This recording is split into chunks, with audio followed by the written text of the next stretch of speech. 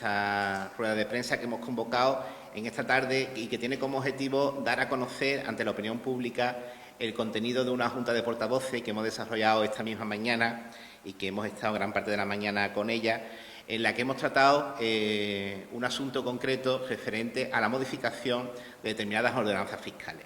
Por lo tanto, ese es el asunto que hemos tratado en esa junta de portavoces, un asunto que irá al pleno del próximo, o sea, al pleno ordinario de este mes, que se celebrará la próxima semana, y que hoy, en la tarde de hoy, pues vamos a explicar cuál ha sido el contenido de esa reunión. El contenido de esa reunión ha consistido en darle a conocer a los grupos políticos, y ahora lo hacemos también ante la ciudadanía, de diferentes modificaciones que el Gobierno municipal ha llevado a cabo para las ordenanzas fiscales del próximo ejercicio 2024. Unas ordenanzas fiscales que vamos a modificar en base a dos cuestiones fundamentalmente que vienen impuestas una por la legislación vigente y otra por la decisión del Consorcio de Agua y que se trata, por un lado, fundamentalmente, la nueva regulación que la legislación actual establece sobre lo que es el servicio de basura, de la recogida de residuos, lo que todo el mundo conoce como el servicio de la basura. Y, por otro lado, el planteamiento que el Consorcio de Agua, al que nosotros pertenecemos como ente consorciado, pues está planteando de subir lo que es el precio del agua en alta de una forma exponencial y que esto, lógicamente, tendría una repercusión si al final se consuma esta propuesta que ya ha realizado este ente, que tendría una repercusión directa en el municipio y en todos los contribuyentes de nuestro municipio. Bueno, pues teniendo en cuenta estas premisas, voy a explicar estas modificaciones que planteamos de las ordenanzas fiscales en dos bloques distintos.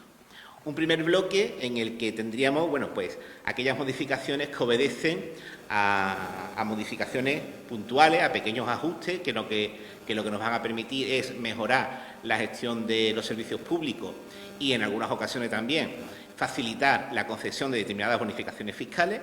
Eso, digamos, habría un primer bloque que obedecería a esta razón de ser, a estas medidas. Y luego otro segundo bloque que ya sí va a tener una incidencia mayor en lo que es la carga contributiva de todos los ciudadanos, de los contribuyentes. Con respecto al primer bloque, al que se refiere a esos ajustes para la mejora de los servicios públicos y de las bonificaciones, pues tenemos en primer lugar una modificación que hacemos a la ordenanza que regula el impuesto de bienes inmuebles, lo que todo el mundo conoce como el IBI. En esta ocasión, la modificación consiste en mejorar las condiciones de la bonificación. Una de las modificaciones de esta ordenanza consiste en mejorar las condiciones de bonificación que se le aplica a las viviendas de protección oficial. Hasta ahora, las viviendas de protección oficial estaban bonificadas en un 50% de la cuota del impuesto durante los 3 años siguientes desde que tenía lugar la calificación definitiva de la promoción como vivienda de protección oficial. Lo que ocurre es que los contribuyentes tienen que cumplir una serie de requisitos, entre ellos, por ejemplo, el no tener ninguna otra vivienda en propiedad ni ser copropietario de ninguna otra vivienda en propiedad. En la práctica del día a día hemos visto las circunstancias que se dan ante personas que, a lo mejor por recibir una herencia, se convierten en copropietarios de una parte, de un porcentaje de otra vivienda, y esto le impediría, con la redacción actual que tenemos, disfrutar de esa bonificación en la vivienda de protección oficial. Por ello, se flexibiliza esta bonificación para que puedan más personas acogerse a ella y se le permitirá a aquellas personas que no tengan ninguna otra vivienda o que, teniéndola, el porcentaje de participación de la propiedad sea inferior al 50% o, si fuera superior, pues que se encuentre privado del uso de esta vivienda por una resolución judicial, ¿vale? También se nos ha dado el caso de personas que son titulares de otra vivienda, pero no tienen el uso porque haya un usufructo o porque, por cualquier motivo, no dispongan del uso, para impedir que esto beneficie a esa bonificación que, con la redacción actual que tiene, no se podría dar. Además, también en esta materia, en esta bonificación de las viviendas de protección oficial, hemos ampliado los umbrales de renta que tiene que tener la unidad familiar.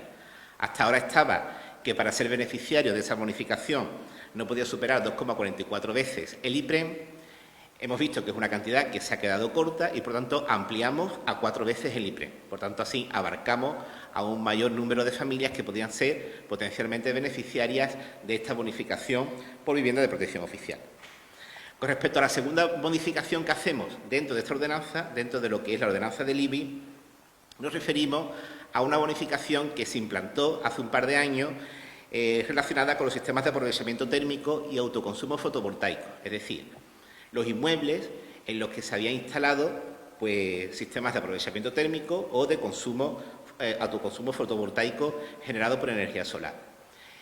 Es, como digo, una bonificación nueva que se introdujo hace un par de años, pero que en la regulación que se le dio en su momento, pues también se han detectado problemas de funcionamiento que pretendemos arreglar con esta modificación que ahora planteamos.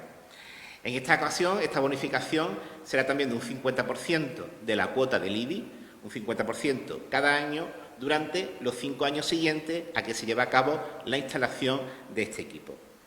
Eso sí, con un máximo de 300 euros anuales y con un máximo del 30% del coste de la inversión. Por lo tanto, se simplifica este régimen de bonificación también para ampliar el campo de personas que pudieran ser beneficiarias de la misma. Y, por último, hacemos una modificación en el tipo de gravamen del impuesto que en este momento lo tenemos reducido y que se redujo en el año 2019 como consecuencia en el año 2020 como consecuencia de la pandemia, que ha permanecido con esa reducción durante los años 2020, 21, 22 y 23 y que ahora lo que hacemos es volver a la situación anterior al estado de la pandemia. Por tanto, en el tipo de gravamen hay un incremento del porcentaje en un 0,09%, que es el equivalente a la disminución que se ha producido en estos años últimos de pandemia. Eso con respecto a la modificación que planteamos en el IBI. Luego también planteamos modificación en el impuesto que regula los vehículos de tracción mecánica, lo que todo el mundo conoce como el impuesto de circulación. En esta ordenanza hacemos también una modificación primera que tiene como objetivo flexibilizar también la bonificación que la ordenanza contempla para los vehículos clásicos. Nuestra ordenanza de circulación tiene los vehículos históricos que están completamente exentos y luego también hay una bonificación del 100% a los vehículos clásicos, que son aquellos vehículos que tienen más de 25 años, que están en la circulación porque pasan su revisión periódica de la ITV y que en el año no tienen una circulación superior a los 5.000 kilómetros. Es decir, nos referimos a vehículos antiguos, de coleccionistas, de vehículos que solamente se utilizan para exposiciones y que no están en el tráfico rodado del día a día. Nos hemos dado cuenta, en la práctica de esta bonificación, que se dan también algunos problemas a la hora de aplicar esta bonificación, porque si bien es cierto que la inmensa mayoría de los vehículos tienen su ITV anual una vez que cumplen esos 25 años y por tanto se puede comprobar perfectamente si ha superado o no esos 5.000 kilómetros al año, hay otro tipo de vehículos, como por ejemplo las motocicletas, donde la ITV no se hace anual, sino se hace con una periodicidad superior, normalmente bianual, que hace que la práctica imposibilite al titular de ese vehículo acreditar que no ha superado ese límite máximo. Por tanto, la ordenanza se modifica para que en estos casos se pueda acreditar desde la última revisión hasta la actual y que si ha transcurrido una serie de años, pues se divida entre el número de años correspondiente el incremento de circulación que haya tenido. Y también en esta ordenanza, en este impuesto de circulación, se homogeneizan los coeficientes de aplicación a los distintos vehículos. Hasta ahora teníamos una escala de vehículos y según el tipo de vehículo cada uno tenía un coeficiente determinado y lo que hacemos es la refundición de todos los vehículos en dos escalas. Por un lado, lo que son los vehículos profesionales, es decir, aquellos que se utilizan para el ejercicio de una actividad empresarial, que va a mantener un coeficiente, que es el mismo que tiene ahora mismo, de 1,361, y los demás vehículos, los que no sean profesionales, que van a tener un coeficiente del 2. Esto va a tener una incidencia leve, pero sí va a tener una incidencia en lo que son los turismos, que pasarán del coeficiente 1,9013 que tiene actualmente a 2. Por tanto, habría un incremento en ese coeficiente de 0,09%. Pasamos a la plusvalía, al impuesto de plusvalía. Este impuesto se modifica simplemente para hacerlo concordar con la actualización de la ley, ¿vale? No tiene ningún tipo de modificación en otro sentido. Si no lo sabéis, os recuerdo que este impuesto fue declarado inconstitucional por el Tribunal Constitucional en la regulación que tenía anteriormente. Hubo una modificación de la Ley de Haciendas Locales que configuró el nuevo impuesto y esa nueva ley establecía que periódicamente se actualizarían los coeficientes de ponderación. La Ley de Presupuestos Generales del Estado última ha modificado esos coeficientes y, por tanto, tenemos que adaptar esa modificación a la ordenanza. Por tanto, lo que se trata en este caso es de una mera actualización conforme establece la Ley de Presupuestos. Luego tenemos otra modificación en el ICIO, en el Impuesto de Construcciones, Instalaciones y Obras. Este impuesto, en principio, no experimenta ningún cambio, pero sí hemos adoptado medidas tendentes a evitar el fraude que estamos detectando en algunas ocasiones. ¿Por qué lo digo? Este impuesto está configurado por un porcentaje que se le aplica al valor de ejecución material de la obra. Es decir, cada vez que una persona realiza una obra, pues según el valor que tenga esa obra, se le aplica un porcentaje que es el resultado y da como resultado cuál es la cuantía del impuesto a pagar. Para evitar el fraude, se instauró hace ya muchos años unos módulos que lo que hacían era pues, ver el precio que normalmente esa actuación tendría en el mercado, con el efecto de que no nos guiáramos solamente porque una persona dijera que esa obra costaba tanto, cuando realmente no era así. Eran unos módulos en el que, por debajo de esos módulos, en modo alguno se podía creer que esa obra tenía ese coste. ¿Qué ocurre? Que esta ordenanza la hemos modificado para otras cuestiones, pero nunca ha afectado a los módulos. Y son unos módulos que están redactados desde el año 2012. En la práctica, que ha supuesto que, evidentemente, estos módulos estén completamente desfasados con lo que es el importe actualmente de los costes de ejecución de cualquier obra. Hemos detectado que en algunas ocasiones hay algunos particulares y también algunos promotores que han optado por utilizar el módulo en vez del presupuesto de ejecución real de la obra, que es el dato que tiene que utilizar. Y como el módulo está desactualizado desde hace tantos años, pues evidentemente ahí están cometiendo un fraude que queremos evitar. ¿Qué es lo que hemos hecho? Hemos puesto los módulos adaptados tal cual los tiene actualmente valorados el Colegio Oficial de Arquitectos de la provincia de Cádiz, precisamente para evitar ese fraude. Luego también hay otra modificación en cuanto a la tasa que regula el aparcamiento público del parking de la Merced. El parking de la Merced es un servicio, como otros servicios que tiene el Ayuntamiento, que es deficitario. Concretamente, en el estudio económico último del ejercicio, este servicio se cierra con un saldo negativo de menos 70.000 euros, ¿vale? Que evidentemente tienen que ser sufragados con recursos generales del Ayuntamiento para cubrir esa parte negativa. Este déficit, aunque es cierto que no podemos revertirlo porque el parking sigue siendo, es un servicio público, pero que sigue siendo deficitario, como otros servicios públicos que se prestan, pero aunque no podamos revertir el signo negativo del servicio, sí tenemos que intentar que ese déficit quede reducido a la mínima expresión. Teníamos varias posibilidades. Teníamos la posibilidad de incrementar lo que es el precio de estacionamiento por rotación. Entendíamos que no deberíamos hacerlo para que no se desincentivara la utilización del parking. También teníamos la opción de eliminar una bonificación que tenemos de lo que es el estacionamiento de la primera media hora en la época de Navidad. Entendíamos que tampoco era la medida, pero sí vamos a actuar, y en eso consiste la modificación, sobre los abonados, sobre el bono que pagan aquellas personas que, residiendo en el centro histórico, pues tienen una plaza reservada. De todas las que hay una serie de plazas reservadas a estos usuarios. Hemos llevado a cabo una actualización del 50% de esa tasa, en tanto que, primero, el precio que estaba contemplado es desde el año 2014, es decir, desde el año 2014 no se realiza ningún tipo de incremento de esa tasa, y además que, viendo los precios que tiene establecidos, son precios muy por debajo del precio de mercado de lo que te cuesta un alquiler de una plaza de aparcamiento máximo en el centro, ¿vale? Esta cantidad está marcada actualmente en 34,17 euros y pasará a 43,39 euros, ¿vale? Para los abonados, exclusivamente los que tienen el bono de plaza reservada. Esto que he comentado hasta ahora sería, digamos, el primer bloque de medidas. Y, como digo, son medidas que, a grosso modo, lo que pretenden es un reajuste, hacer determinadas cuestiones para que haya bonificaciones que podamos dar con mayor facilidad y algunos reajustes en el funcionamiento de los servicios. Y voy a explicar ahora el segundo bloque. Es decir, el bloque que sí va a tener un calado más directo en lo que es la capacidad contributiva de todos los ciudadanos. Ese segundo bloque viene marcado por dos tributos, fundamentalmente. Lo que es la basura, lo que conocemos por la basura, me refiero a la tasa de residuos, y el agua y el alcantarillado, ¿vale? Son, digamos, los dos tributos que van a marcar este bloque. Con respecto a la tasa de la basura, vamos a centrarnos en esta tasa.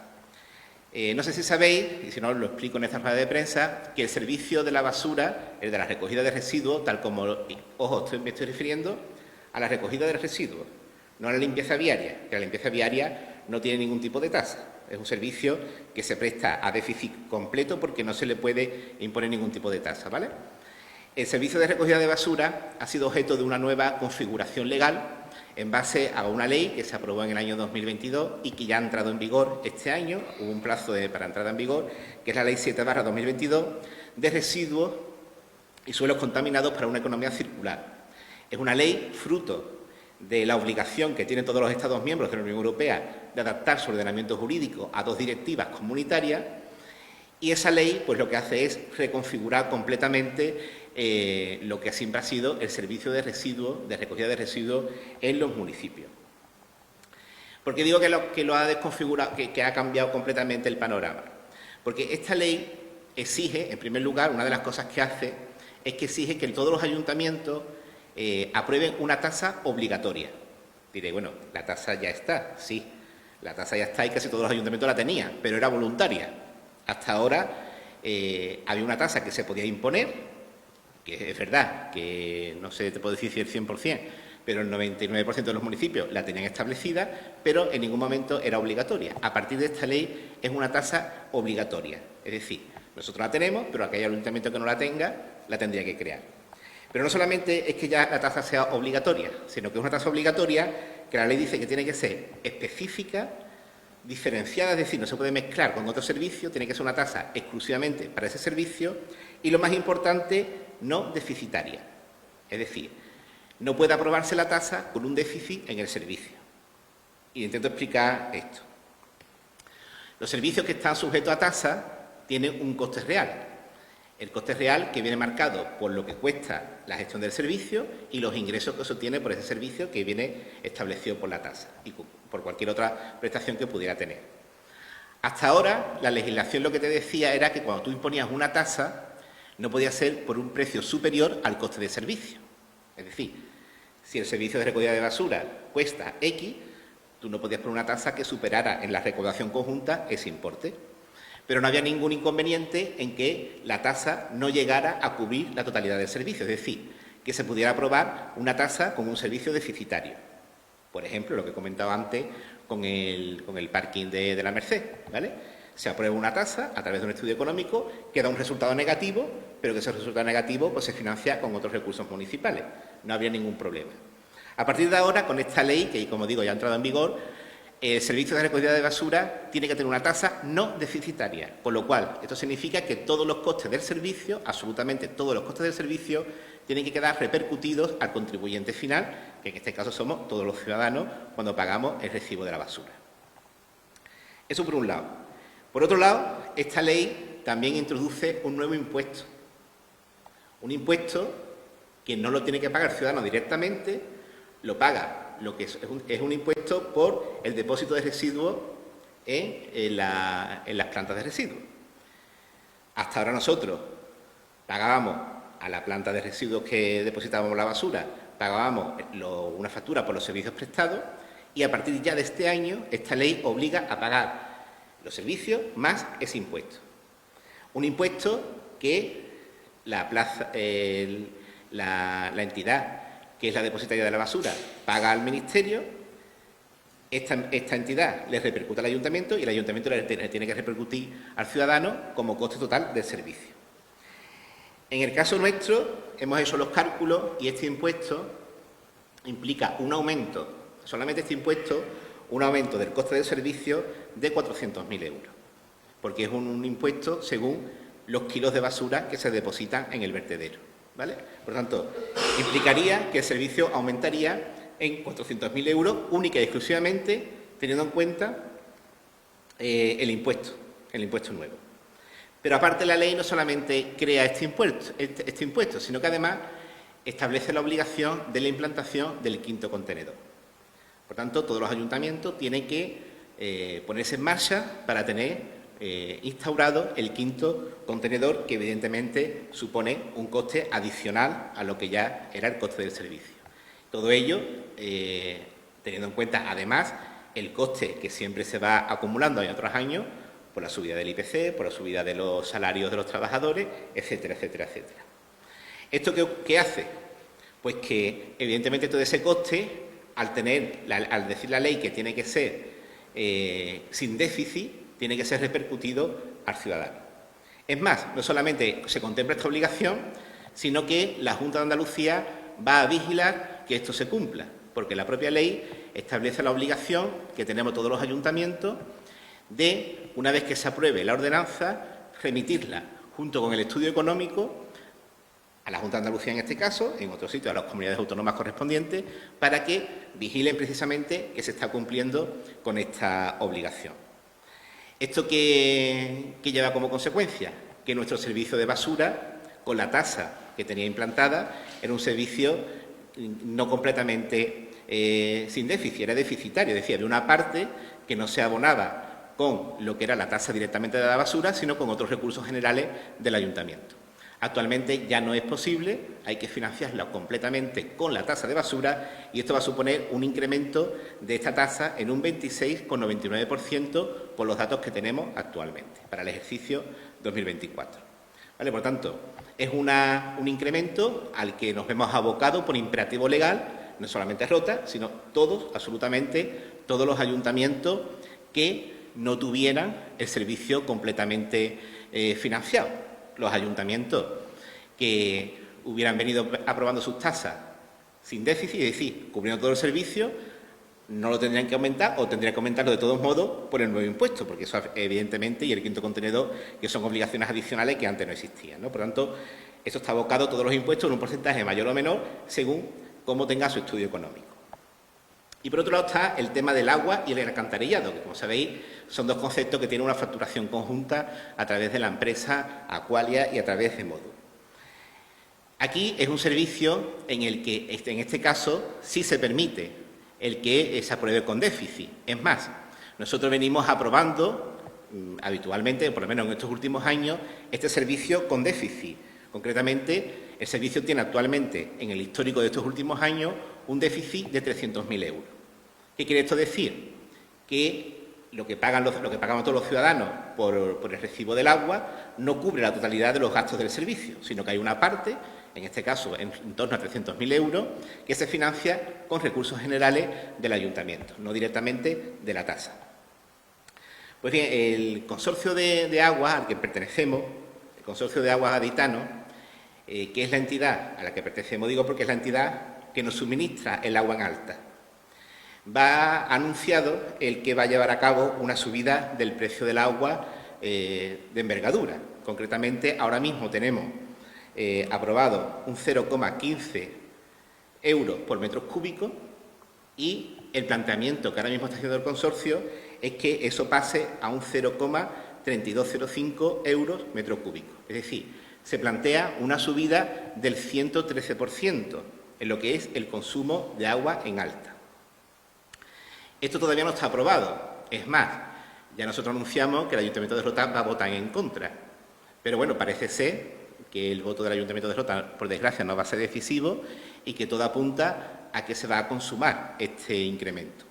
Ahí iría incluido la cuota de trasvase, una cuota de trasvase que ya pagamos el año pasado. Si la quitáramos, porque ya la pagamos el año pasado, estaríamos hablando de una subida de un 98%, ¿vale?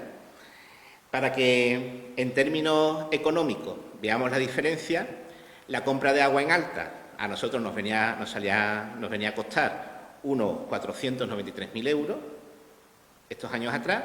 Si al final se aplica esta nueva tarifa por parte del consorcio, pues tendremos que pagar en torno a 1.100.000 euros por el agua que utilizamos para el consumo de todos los ciudadanos. Evidentemente, esta subida se une a la subida que normalmente se tiene el servicio porque todos los años sube el IPC, sube los salarios de los trabajadores, en fin, hay una serie de subidas que no la estamos actualizando, llevamos desde 2015 sin actualizarla y que evidentemente esto hace que el déficit que siempre hemos mantenido de unos 300.000 euros, pues si le aplicamos ese gasto nuevo y fundamentalmente más de medio millón de euros por el nuevo precio del agua, ese déficit que asumíamos se le quedaría completamente desproporcionado y sería completamente inasumible por parte del ayuntamiento. Además, aquí también incorporamos una cuestión que viene fomentada a través de Naciones Unidas como uno de los Objetivos de Desarrollo Sostenible, número 6, concretamente, el número 6, que es la contribución a la mejora de la calidad del agua en todo el planeta, fundamentalmente en el tercer mundo. Esto implica que nosotros hayamos planteado el establecimiento de un céntimo solidario. Un céntimo solidario es un céntimo que vamos a pagar todo por metro cúbico consumido y que irá destinado, la recaudación del municipio de Rota, irá destinado íntegramente a una ONG para un proyecto concreto de mejora del consumo de agua en países, como digo, subdesarrollados.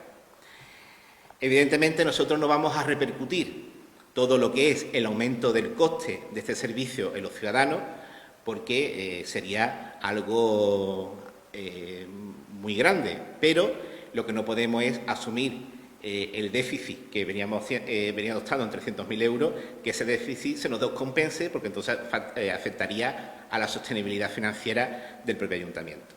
Por tanto, planteamos en esta ocasión un aumento de lo que son las tarifas del agua, con motivo de ese incremento del 98% o el 113%, según como le demos la lectura del consorcio. La subida que resultaríamos sería de un 46,40% y asumiríamos una parte del déficit del servicio, que en este caso sí se lo podríamos asumir, no como en el caso de la basura, que la ley lo impide. Evidentemente, esto sería una medida cautelar a resulta de lo que al final haga el consorcio. El consorcio tiene decidido sí o sí hacer una subida. Lo que no sabemos, porque la convocatoria de la Asamblea, donde se iba a aprobar, era esta semana, se ha desconvocado ante un poco la alerta que esto ha generado a todos los municipios consorciados y a los que les suministra agua. No sabemos al final cómo va a quedar esa subida, si la subida al final no es del 113%, sino que es menor, pues en el plazo de tramitación de exposición pública de esta ordenanza haremos la modificación correspondiente para también nosotros bajarla en ese porcentaje. Pero como ahora mismo la documentación que se ha presentado y que se ha remitido a los ayuntamientos, la documentación oficial, es el planteamiento de esa subida, pues tenemos que hacer el planteamiento pues, de lo que podría ocurrir si al final se consuma lo que por parte del consorcio se ha manifestado. Efectos prácticos, ¿vale? Esto, digamos, serían los dos bloques de medidas que lo planteamos. Efectos prácticos, porque claro, con tantos números y porcentajes y demás es muy difícil de saber, bueno, en qué nos va a afectar en el día a día. A efectos prácticos podemos hablar de dos consecuencias fundamentales en lo que es la capacidad contributiva de los ciudadanos, ¿vale? De un ciudadano medio, pues que tenga pues una vivienda normal, ¿vale? La que es el 80% de Rota. Implicaría que en la tasa de basura habría un incremento de en torno a 39 euros al año y en la tasa de agua y alcantarillado habría un incremento de en torno a 40 euros al año, ¿vale? Eso sería el impacto que tendría ante los contribuyentes. Vuelvo a insistir, el agua siempre resulta de lo que al final ocurra con la subida que plantea el consorcio, ¿vale? Para intentar paliar un poco estas circunstancias, el hecho de que al final pues estamos hablando en torno a 90 euros, que podría suponer el aumento de carga fiscal a los ciudadanos, también hemos llevado a cabo una modificación de la Ordenanza Fiscal General, perdón, que es la que regula el plan de pago personalizado. El plan de pago personalizado es una medida que pusimos en marcha, quiero recordar que fue en el año 2016, donde aquellos ciudadanos que domicilien sus tributos. Nosotros, en esta modificación de la ordenanza, hemos planteado subir esa bonificación, un poco digo como para paliar un poco los efectos de esta subida del agua y de la basura. Esa bonificación sería ahora de 2,50%. Además, este incremento de bonificación del plan personalizado de pago lo acompañaríamos también de una campaña de promoción, de que hay muchos ciudadanos que todavía no están acogidos a esta medida y muchas veces es por desconocimiento de la misma. Lo que queremos es que aquellos ciudadanos que no disfruten de esta bonificación porque no se hayan acogido a la medida o la desconozcan, pues tengan la posibilidad de tener una bonificación de 2,5% de la cuota de sus impuestos. Y aquellos que ya la estén, pues tengan una bonificación adicional de 0,50. Tengo que recordar que el plan de pago personalizado se le puede aplicar tanto al IBI como al impuesto de circulación, como al impuesto de actividades económicas, que no lo tocamos, pero en el momento en el que hay una mayor bonificación en el plan de pago personalizado, se beneficiaría de esa bonificación, a la tasa por entrada de vehículos, es decir, los que tienen los vados, para que nos entendamos, que tampoco se toca, pero que al estar metido en el plan personalizado se disfrutaría de esa bonificación, la tasa de cementerio, 3/4 de lo mismo, y la tasa de basuras. Pues esto es, en definitiva, un poco el paquete de medidas fiscales en que afecta, los motivos de llevarla a cabo, y es lo que hemos estado comentando en la Junta de Portavoces.